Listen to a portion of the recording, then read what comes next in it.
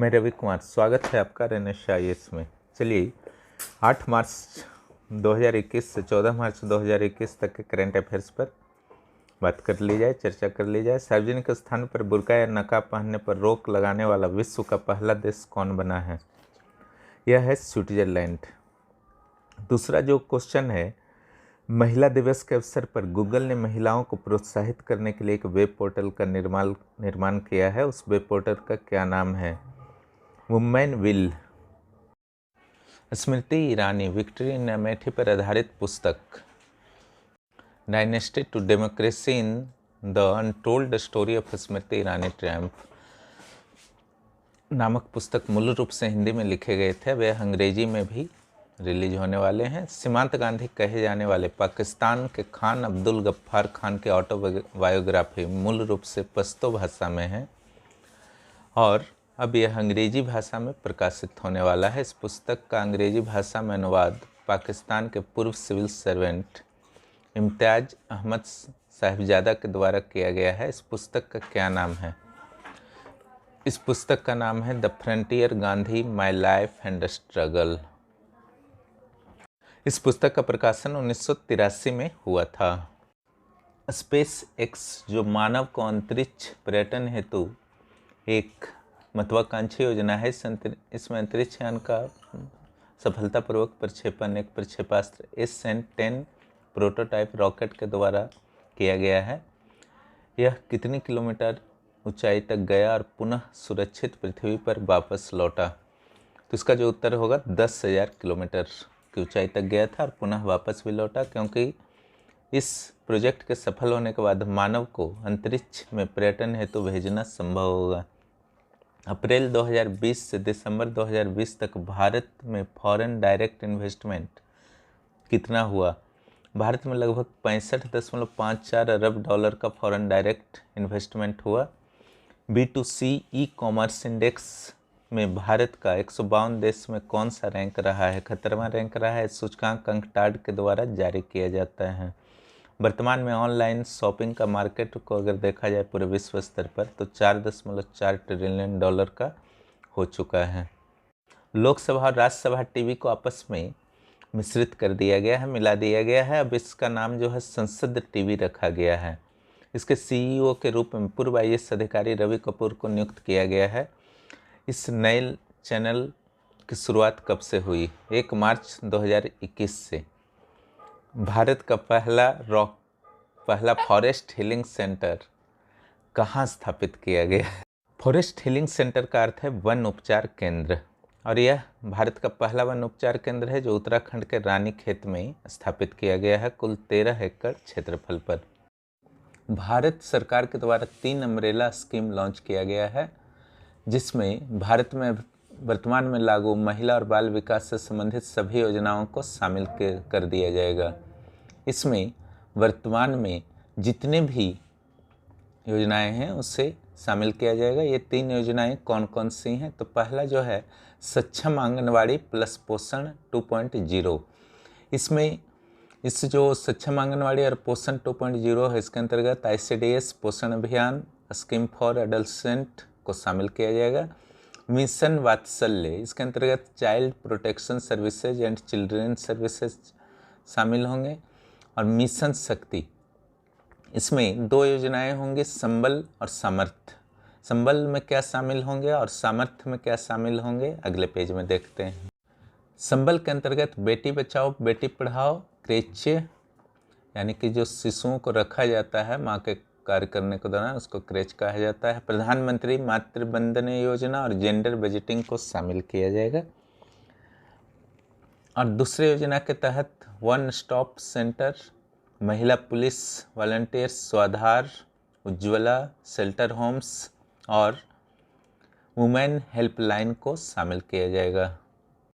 इस बार 8 मार्च को प्रत्येक वर्ष की तरह अंतर्राष्ट्रीय महिला दिवस का आयोजन हुआ। इस महिला दिवस का थीम क्या था? इस बार अंतर्राष्ट्रीय महिला दिवस का थीम था women in leadership achieving an equal future in कोविड-19। 12वां नंबर जो क्वेश्चन है, भारत का पहला ट्रांसजेंडर डेस्क का उद्घाटन किस राज्य में हुआ है? तो इसका उत्तर जो होगा तेलंगाना होगा। 13वां नंबर जो है, भारत के पहले खिलौना निर्माण क्लस्टर का उद्घाटन कहाँ हुआ? तो कर्नाटक के कोप्पल शहर में हुआ है। आर्थिक स्वतंत्रता सूचकांक में भारत को कौन सा स्थान प्राप्त हुआ है? यह 121वां रैंक है भारत को।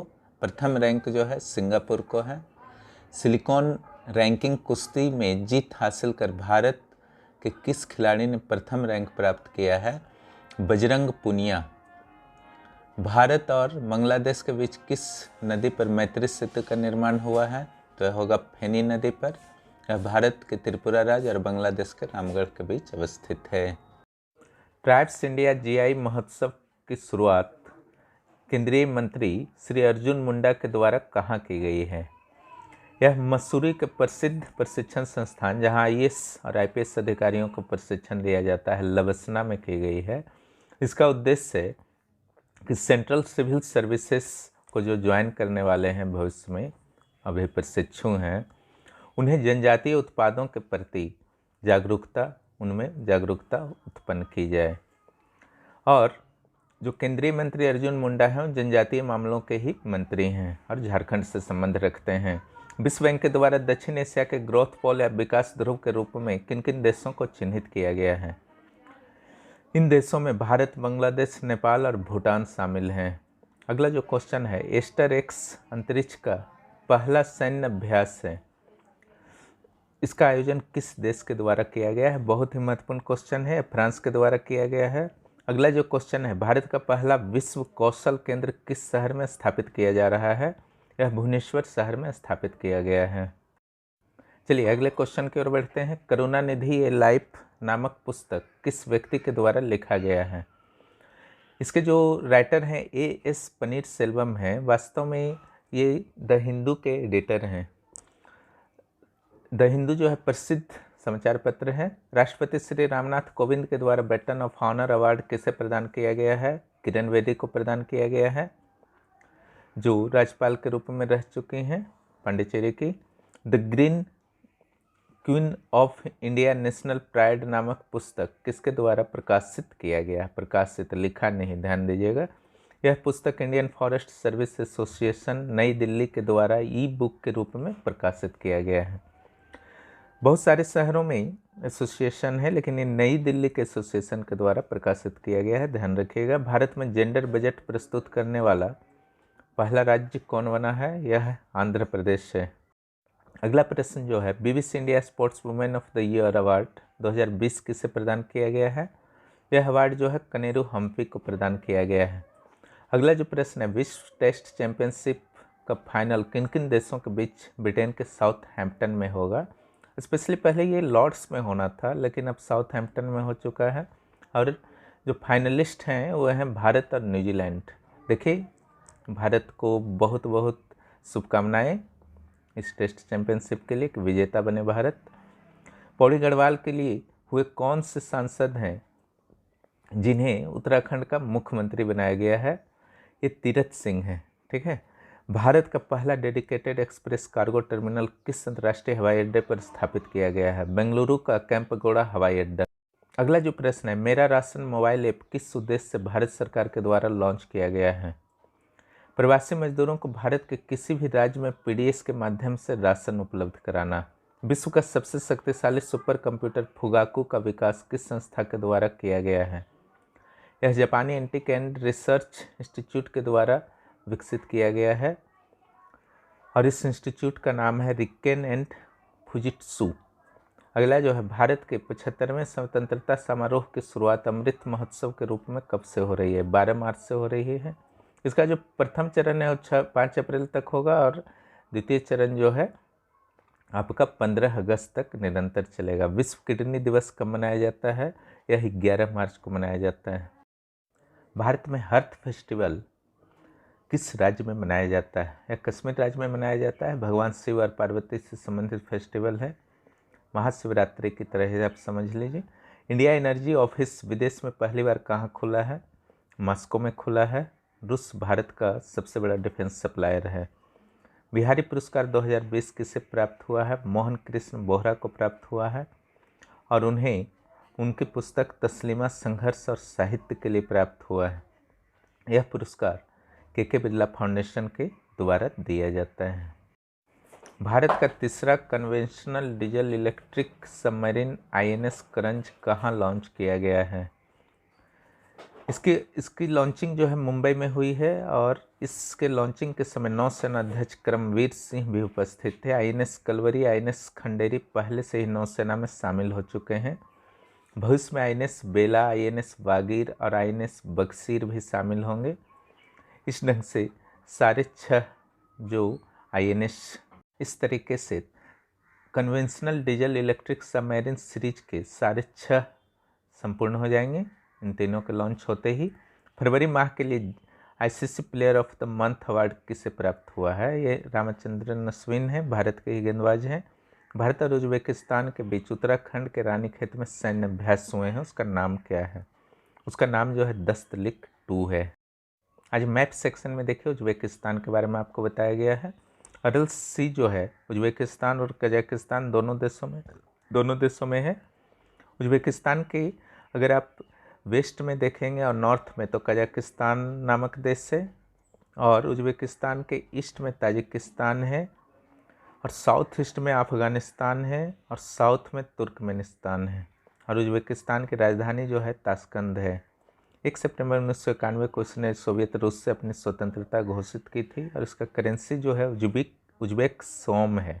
उज्बेक तो उज्बेकिस्तान से बज रहा है, एक सोम को ध्यान रखिएगा, थोड़ा सा अलग है। और मध्य एशिया के 6 कंट्रीज में एक कंट्री जो है। भारत का सबसे बड़ा फ्लोटिंग सोलर प्लांट कहाँ स्थापित किया जाएगा? यह रामागुंडम तेलंगाना में स्थापित किया जाएगा। संयुक्त राष्ट्र संघ के पैनल ऑफ एक्सटर्नल ऑडिटर के चेयरमैन कौन बने हैं? गिरीश चंद्र मुर्मू बने हैं। वर्ष 2025 तक के लिए इंटरनेशनल ओलंपिक एसोसिएशन के प्रमुख कौन बने हैं? जर्मनी के थॉमस बाख लंबे समय से इंटरनेशनल ओलंपिक एसोसिएशन के अध्यक्ष बने हुए हैं। International lunar scientific research station की स्थापना किन किन देशों के द्वारा मिलकर की गई है? रूस और चीन। अगला जो प्रश्न है, बांझ incomplete life of a complete women नामक पुस्तक किसने लिखी है? सुष्मिता मुखर्जी के द्वारा लिखी गई है। किस सरकार के द्वारा घोषित बजट को देशभक्ति बजट का नाम दिया गया है? दिल्ली सरकार के द्वारा घोषित बजट को। अंतर्राष्ट्रीय क्रिकेट के कुल 10,000 रन बनाने वाली पहली भारतीय महिला क्रिकेटर कौन बनी हैं? ये हैं मिताली राज। विश्व स्तर पर पहली क्रिकेटर हैं इंग्लैंड की चार्लोट एडवर्ड्स। अगला प्रश्न जो है, किस मार्च 2020 को 915 मीटर व्यास वाले एक एस्टेरॉयड पृथ्वी से 20 लाख किलोमीटर दूर से गुजरेगा? इस एस्टेरॉयड का क्या नाम है? F432। वर्ष 2021 में बांग्लादेश अपने आज़ादी का 50वां वर्षगांठ मना रहा है। इसमें भारत से कौन शामिल होने वाले हैं? इसमें भारत से स्वयं श्री नरेंद्र मोदी शामिल होंगे। 1971 में बांग्लादेश पाकिस्तान से आज़ाद हुआ था, उसमें भारत की बड़ी भूमिका रही थी। अगला प्रश्न जो है, स्विट्जरलैंड के बाद कौन सा ऐसा देश है जिसने अपने देश में महिलाओं को बुर्का पहनने पर प्रतिबंध लगाने का फैसला लिया है? यह देश है श्रीलंका। इसके अलावा श्रीलंका सरकार ने लगभग 1000 इस्लामी विद्यालयों को बंद करने की भी घोषणा की है।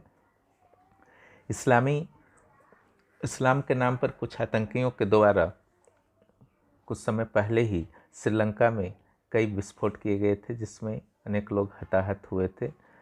उसके बाद स्विट्जरलैंड से संभवतः प्रेरणा लेकर श्रीलंका ने भी यह कड़ा निर्णय लिया है। अगला जो प्रश्न है, बिहार और झारखंड से संबंधित है। गुजरात के श्यामा प्रसाद मुखर्जी जूलॉजिकल गार्डन से नैना नामक एक मादा हिप्पो को और मांझी के जू में लाया गया है। इसके बदले में झारखंड से किस जीव को भेजा गया है? ऐसा एक रूल है कि अगर आप कहीं से किसी जानवर को किसी गार्डन से लाते हैं तो आपको भी भेजना होगा, जहां जो जानवर आपकी स्टेट में अधिक हैं या उस विशेष जू में अधिक हैं तो उनको भेजना होगा दूसरे गार्डन तक। तो झारखंड के मंगरा नामक भालू को भेजा गया है। ठीक है। अगला जो है, टोक्यो ओलंपिक के लिए तीरंदाजी टीम में भारत से 3 महिलाओं की टीम को भेजने के लिए चयनित किया गया है। और सबसे बड़ी बात है, ये तीनों महिलाएं जो हैं झारखंड से ही हैं। झारखंड के स्पोर्ट्स सेक्शन में भी आपका इम्पोर्टेंट है, ध्यान रखिएगा। ये कोमलिका बारी हैं, अंकिता भगत हैं और दीपिका कुमारी। एक चीज़ और, दीपिका कुमारी का जो तीसरा ओलंपिक होगा यह, वहीं कोमलिका बारी और अंकिता भगत का यह पहला ओलंपिक होगा। झारखंड के किस व्यक्ति को सर्वश्रेष्ठ गोपालक का पुरस्कार मिला है? महेंद्र सिंह धोनी। बिहार के किस बड़े ब्रिज को विश्वकर्मा पुरस्कार प्राप्त हुआ है? गांधी सेतु। पूर्वी भारत में पहला भूकंप निगरानी केंद्र कहाँ बनेगा? इसके लिए IIT, ISM धनबाद और तेल अवीव विश्वविद्यालय के बीच समझौते हुए हैं और धनबाद में पूर्वी भारत का पहला भूकंप निगरानी केंद्र बनेगा। झारखंड रत्न का सम्मान किन्हें प्रदान किया गया है? ये पूजा शुक्ला हैं जिन्हें झारखंड रत्न मिला है। अगला जो प्रश्न है, एग्रीकल्चर टेक्नोलॉजी के लिए 2 सेंटर ऑफ एक्सीलेंस की स्थापना किस शहर में की गई है? हजारीबाग। भारतीय पर्यटन और यात्रा प्रबंधन संस्थान की स्थापना बिहार के किस शहर में की जाएगी? इंपॉर्टेंट है, बोधगया में की जाएगी। देहरादून के राष्ट्रीय तीरंदाजी प्रतियोगिता में बिहार के किस खिलाड़ी को सिल्वर मिला है? पूजा कुमारी रॉय को। 19वीं जूनियर नेशनल वुशु प्रतियोगिता में झारखंड के चतरा निवासी विशाल गंजू को कौन सा पदक प्राप्त हुआ है? इन्हें स्वर्ण पदक मिला है। इंपॉर्टेंट है ये। झारखंड सरकार के द्वारा हाल ही में कौन कौन से निर्णय कैबिनेट में लिए गए हैं? बेरोजगारों को 5 से 7 हज़ार रुपये तक का भत्ता प्रदान किया जाएगा। निजी क्षेत्र में स्थानीय को 75% आरक्षण दिया जाएगा। दोनों निर्णय निश्चित रूप से क्रांतिकारी हैं, लेकिन इम्प्लीमेंटेशन कितना हो पाता है, वेट कीजिए। संथाली भाषा में साहित्य अकादमी पुरस्कार 2020 किसे प्राप्त हुआ है? ये रूपचंद हांसदा को प्राप्त हुआ है। यह पुरस्कार उनकी पुस्तक गुड़दा कसादा के लिए दिया गया है, जो 65 कविताओं का संग्रह है। कहीं कहीं टाइपिंग मिस्टेक्स आपको दिखेगा, तो जो मैं बोलता हूँ वो सही है, ध्यान रखिएगा। साहित्य अकादमी बाल साहित्य पुरस्कार 2020 झारखंड में से किन्हें प्राप्त हुआ है? तो राउरकेला के जयराम टुडू को प्राप्त हुआ है। ये झारखंड से स्पेशली नहीं है, ये उड़ीसा से हैं, लेकिन आदिवासी समाज से हैं, इसलिए प्रश्न जो है जीके में कम से कम आ सकता है, इसलिए झारखंड को मैं भी सुधार दूंगा। भुरका इम्पिल नामक संथाली बुक के लिए इन्हें प्राप्त हुआ है। साहित्य अकादमी युवा पुरस्कार किस व्यक्ति को प्राप्त हुआ है? यह है अंजलि किस्कू। सासाराम के किस व्यक्ति को उर्दू के क्षेत्र में योगदान के लिए साहित्य अकादमी पुरस्कार 2020 प्राप्त हुआ है? हुसैन उल हक को अमावस के ख्वाब नामक उपन्यास लिखने के लिए प्राप्त हुआ है। मुजफ्फरपुर के किस साहित्यकार को हिंदी भाषा के क्षेत्र में उत्कृष्ट योगदान के लिए साहित्य अकादमी पुरस्कार 2020 प्राप्त हुआ है? अनामिका को। उनकी पुस्तक टोकरी के दिगंत के लिए बहुत ही इम्पोर्टेंट है आपके सामान्य अध्ययन के लिए, बिहार के एग्जाम्स के लिए। इस वर्ष मैथिली का साहित्य अकादमी पुरस्कार किन्हें प्राप्त हुआ है? कमलकांत झा को। बिहार के किस साहित्यकार को साहित्य अकादमी का युवा पुरस्कार प्राप्त हुआ है? सोनू झा को। पटना के तारामंडल के डिजिटाइजेशन के लिए कुल कितने करोड़ रुपए खर्च किए जाएंगे? 40 करोड़ रुपए। स्विट्जरलैंड के बाद कौन सा ऐसा देश है जिसने अपने देश के महिलाओं को बुर्का पहनने पर प्रतिबंध लगा दिया है? श्रीलंका। ही लगता है डबलिंग हो चुका है, कोई दिक्कत नहीं है। और 1000 इस्लामी विद्यालयों को बंद करने का भी कड़ा निर्णय लिया है। केंद्र सरकार की योजना ग्राम योजना बिहार के किस जिले से शुरू होंगे? यह बिहार के भोजपुर जिले से शुरू होंगे। इस प्रकार करेंट अफेयर्स समाप्त होता है। आप लोग यथाशीघ्र चैनल को सब्सक्राइब करें और दोस्तों को भी प्रोत्साहित करें और लाइक ज़रूर करें और शेयर भी करें। धन्यवाद, हमसे जुड़े रहें। जल्द ही CNT के क्लासेस आपके अपने चैनल रेनेश IAS पर शुरू होंगे। धन्यवाद।